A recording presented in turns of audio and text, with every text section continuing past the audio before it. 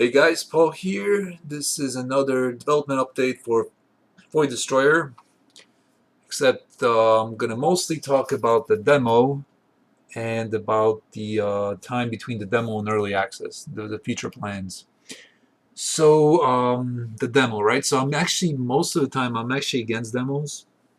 Most of the time it's because being a one-man studio or whatever you want to call it, one person with contractors for art, music, 2D, 3D, stuff like that, some consulting, it becomes a pretty big challenge, even managing files. Let me just dock with this base here. Oh, horrible docking there. There we go. So it becomes a challenge managing files. So what a demo is basically I take the current in development version and then I start cutting it. So I cut ships, I cut bases, I cut down the map, I cut out some factions. Basically, I slice a portion of the game just to make it uh, pretty tight, pretty compact. To give the player maybe 2, 3 hours, maybe 5 hours max of playtime. But what happens is then I have two different sets of files. The full files, which I don't want to mess with because those aren't my work up to date, and the demo files, which I want to make sure that have all the content where it should be, that doesn't cause crashes and things like that, which could be caused by like missing, 3D models or missing data files for a station or a base. So that's one reason I don't like demos is because they're like they're a huge pain. You got to make sure you got all the files, and then if there's a bug, now I got to fix it in both versions. If there's a issue to tweak in a model or a data file being something that says what a ship is, how fast it goes, what weapons it has, I have to tweak it in two versions. And then I have to update Steam twice, update another set of versions. When I do backups, I have to make sure I'm backing up the right version, also backing up the demo. So it just multiplies my workload quite a lot and causes some issues. So that's why I don't like demos. So why did I put this demo out if I don't like demos? Well, um, even though I don't like demos, I really, really, really like feedback from players. Um, that's really a huge component of what Void Destroyer needs is a lot of feedback from players. Up till now, I've been working on it for close to 6, 7 months without people really playing it. People played the sandbox DLC, and those that played it generally liked it. Um, but things are a lot different under the hood, seemingly kind of similar if you sort of don't pay attention to some of the smaller details. But certainly the art style, there's a scaling difference, and the whole sandbox element, sandbox life. So definitely one reason for the demo is to get feedback from you, the player. Even better would be if I could watch you play for the first time. So if you have the time and patience, or or whatever, if you friend me on Steam, and if you have time to screen share over Skype, probably take about 30 minutes or something for me to like watch you go through the first mission. That'd be really cool. So keep that in mind. If you want to share your play session with me, that'd be great. That would help me out. I had 2 players so far do that, and already it yielded a lot of cool notes. Some things I'm more confident about as a result of watching them. Some things I'm less confident about and that need to change. So that's another reason for the demo is feedback, and another reason is publicity and visibility. So a demo on Steam works similar to a new release. So you get put on the upcoming releases list. Um, some people might try a free demo. Maybe they're bored. They'll just say, oh, okay, free demo. Let me try. So, some more people potentially can see and know about Void Destroyer. Hopefully, hopefully you're a person that's been following the game for years. watching this, but you know, maybe you're a person that just found it right now watching this. Either way, it's great. You know, welcome aboard or welcome back. Glad to have you. Glad to have you here. Right. So there's a few reasons for the demo. So having said that, I'm gonna probably kill the demo uh, close to early access release. Um, and I'm not sure how much I'm going to update the demo if there's bugs or tweaks. I'm not sure how much I'm going to update it because I don't want to create like a two sets of bugs or make it unstable or something or a place that I don't normally play. So we'll see. So all right, let's move on a little bit. So in the demo, like I said, the content is cut. Um, you saw me dock with the civilian base, and when I go to the purchase ships button here, excuse me for a second, my cat showed up. I give him some treats. There we go. So when you dock with a civilian base, if you go to the purchase ships button, there's pretty much only two ships to purchase. This is a repair ship, so there's really no point in purchasing this ship too much, unless you kind of want to play with it, I guess. Um, it doesn't have weapons, so you'll get slaughtered, but maybe you'll add it to your fleet here or something, or just play around with. So this ship you start with, but you can upgrade it, and then this is the second ship you could buy, and it's slow and armored, but other than that, it doesn't have too many thrills with it. So again, I cut down the content in the demo just to, hey, you know, create some hunger for the full game. You know, I don't want you getting full off the demo and not checking out the full product. So that's one reason. But also to keep things simple and manageable and things like that. So you only get two ships here. So if you dock at another base, the military base, and there's no ships to buy, that's just normal. Um, Same thing with missions. There's only three types of missions in the demo, and they're kind of dry. They're designed to be like your basic missions. The military faction doesn't have any missions in the demo. It doesn't have in the full game. And speaking of factions, in the demo, there's no bounty hunter faction. There's no second pirate faction. There's no mining faction. So it's a quite a lot of content cut from the full game. But what is in the demo that's 100% are tutorials. So if you're new to the game or if you haven't played Void Destroyer in a while, be sure to click the simulator button here while docked and check out these tutorials. There's flight basics, camera basics, combat basics. They're meant to be kind of short, but kind of tight in the topic. So like this one, I think is like 2 minutes or 1 minute. This one might be like 5 minutes. Flight basics might be one of the longer ones. These are like really great to check out. It'll give you an idea of the mechanics. If you're new to Void Destroyer, it'll give you an idea of some of the mechanics. Not all of them. Like there's no tutorial for command mode or ship switching or tactical mode, which is like the RTS component. But certainly give these tutorials a look, sort of to familiarize yourself with the game. Maybe you'll enjoy a little bit more. The learning curve will be a little easy. There's a lot of buttons in Space Sims, and or traditionally there was when I was growing up, and so Void Destroyer is inspired by those Space Sims of old. So there's a lot of buttons here too. Um, yeah. So that's the demo. We talked about the plans, why I released it. Let's talk about early access. So just to make it maybe a little more interesting, I'll just do some flying.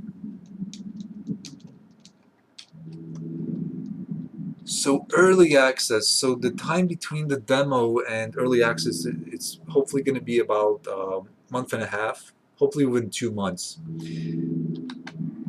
What I'm going to focus on is a lot of polish and trying to add as much content as possible.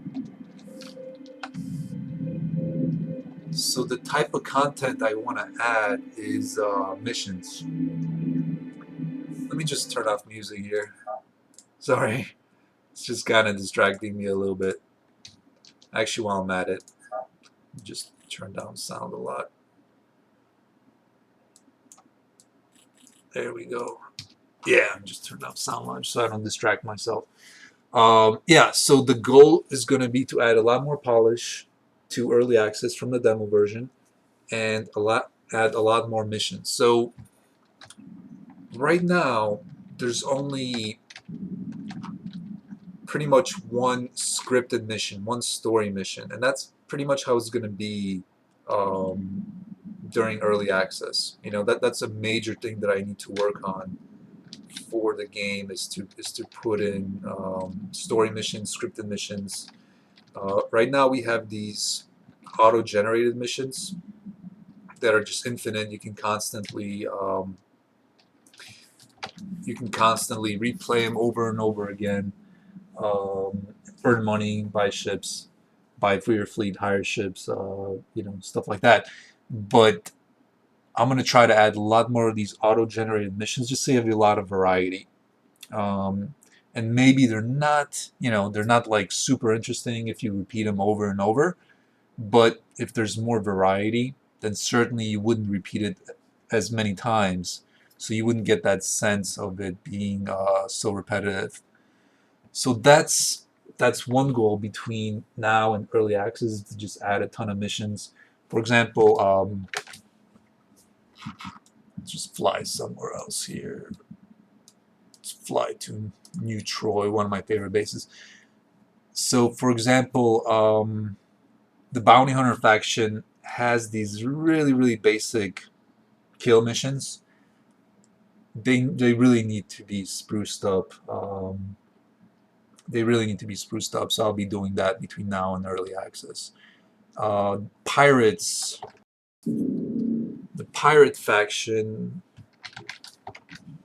doesn't really have any unique missions. So I'll be working on that, adding some pirate missions, hopefully, where fitting the theme, where you're gonna fly, you're gonna harass a cargo ship, or you're gonna demand ransom, or you're gonna destroy a cargo ship, steal a cargo pod, or escort other ships as they go on a raid, things like that. So the pirate faction is viable. What happens with missions is missions are tied not only to you earning money, but also to you getting mission rank, which when you increase mission rank, you can buy better ships. So it's really important that the factions that are going to be in early access, that they have their own missions, so you can play and buy that ship and enjoy that ship or that different play style. Whether pirate or mercenary, bounty hunter. Most of the time, I think players will just be a mix of all the factions, unless they really go chaotic and really focus on piracy, and then the other factions aren't going to like them that much. It's going to be sort of law enforcement type situation where you can't get too close to a military base, otherwise you're going to be attacked all the time. So yeah, that's the goal between now and early access. Again, about 2 months, just to fill in as much content as I can. Hopefully get some feedback from the demo to try to fix any issues. Try to toss in a lot more polish. Um, Probably some sound assets, maybe some ambient music. We'll see, or maybe just more music tracks. Try to fix whatever bugs there are, whatever issues. Try to polish up transitions as much as possible. Let's see. Did I ramble enough? Probably not, right? If you're still around, maybe you want to get some more rambling in. But so I guess what I'll talk about is kind of what's been going on behind the scenes. Not so much about development, but about like the process of development. So, I did the Kickstarter. I did the second Kickstarter, second in my I guess business life. But first I did the Kickstarter for Void Destroyer 1. That was years ago, and then about last year I did the Kickstarter for Void Destroyer 2 that failed.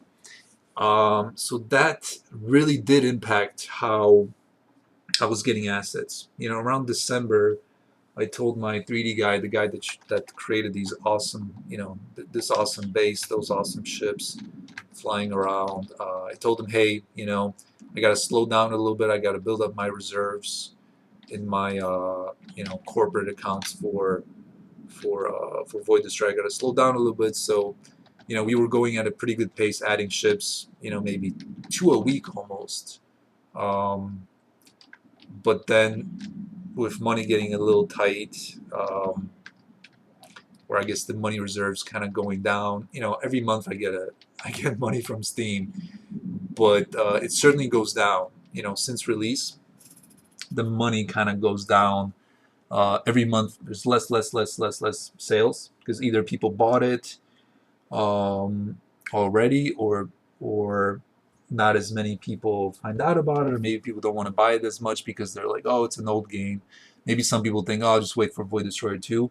Whatever the reasons, sales kind of go down. You're getting less publicity too on YouTube via people making videos or people being excited and posting on forums about your game. So money goes down. So not getting that 10 grand in Kickstarter, because again it failed, really did impact me to the point where I had to tell my 3D guy to slow down. Recently, the nest egg kind of built up.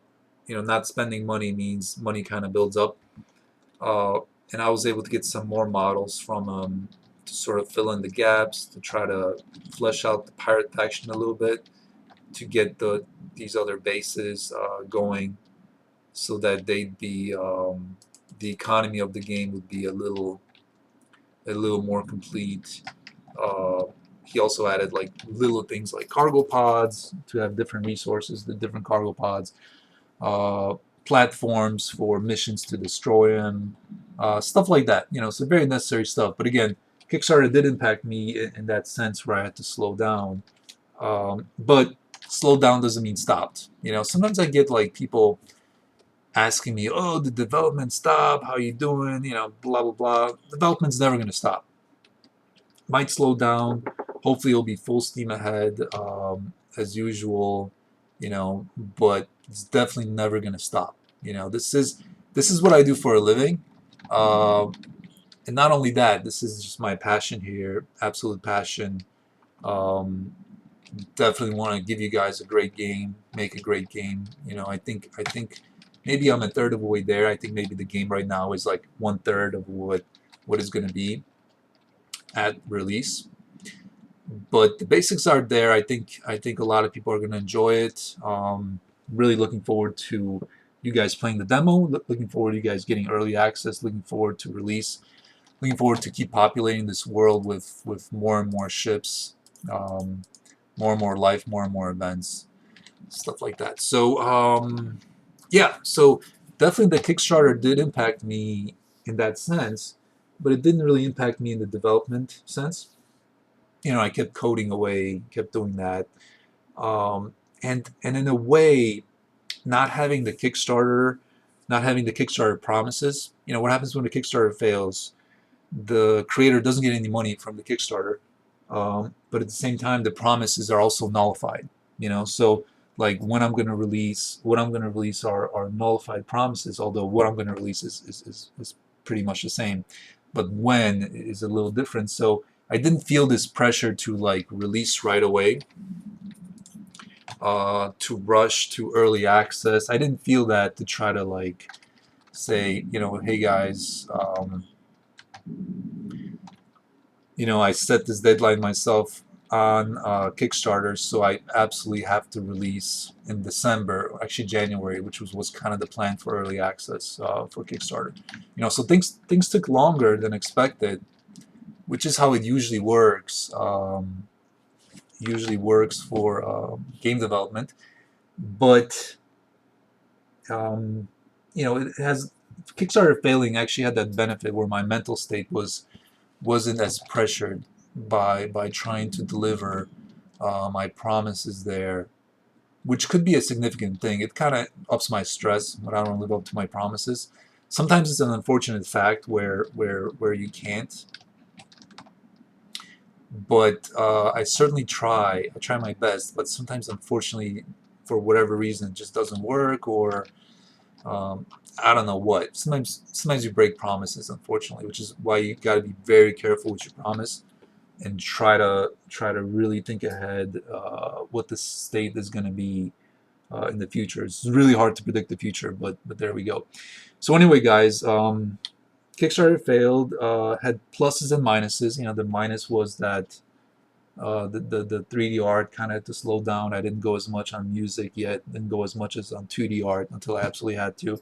but had the benefit of just letting me flesh out as much as I could before now, and still continue to do so, having like no time pressure. I don't have a publisher. I don't have any outside forces really right now to pressure me to release early. So I can take my time and just try to really put out a um, quality product, or as much as I can. Being one guy, overly ambitious, overly too many features, not skilled enough. Because hey, when are you ever skilled enough to make a space sim sandbox by yourself? But certainly trying, trying my best. So yeah, yeah, maybe that's enough rambling for now. Actually, maybe one last thing to ramble about. It's interesting because, I went through winter in Chicago, which is kind of dreary. It wasn't that bad snow-wise, which kind of bums me out. Snow kind of bums me out as an adult, driving through it or whatever. Even though now I live, I work from home, so I don't have to drive a whole lot.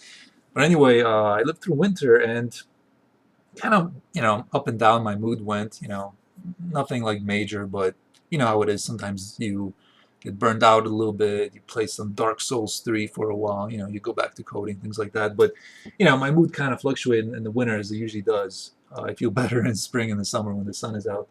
But, yes, or not yesterday, I think Monday or Wednesday, I forget. I was getting some sushi for me and my wife, some takeout sushi, delicious sushi from this local place. And I'm like, man, I feel good, I feel good. And I'm like trying to analyze. Usually I try to overanalyze myself. I'm like, why do I feel so good? Like, I used to feel like this all the time. I'm like trying to analyze this. And I realized because I'm excited about putting out the demo, putting out early access for you guys. A lot of my motivation is people playing my games, enjoying them. You know, if you're watching this and you hate the game, hate the first one or hate the second one, my intention was really that you would love it. Something went wrong there for whatever reason. If you love the game, if you told me, hey man, it's great, I really appreciate that. It really boosts my day. So again, I'm like, man, I feel really good. What's going on? And I'm like, man, I used to feel like this all the time. And I realized that I'm close to putting out this demo, so close to you guys playing it, enjoying it, giving me feedback, and that really boosted my mood. And I realized I used to feel like this all the time because I used to keep putting out updates all the time. We call them iterations.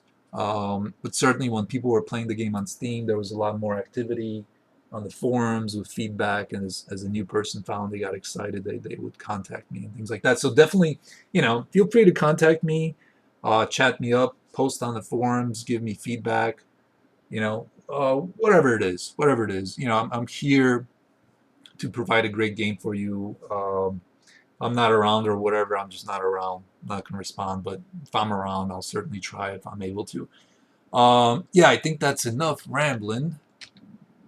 So definitely hope you enjoyed the demo. Hope you're excited about early access. Hope you give me some feedback on the game.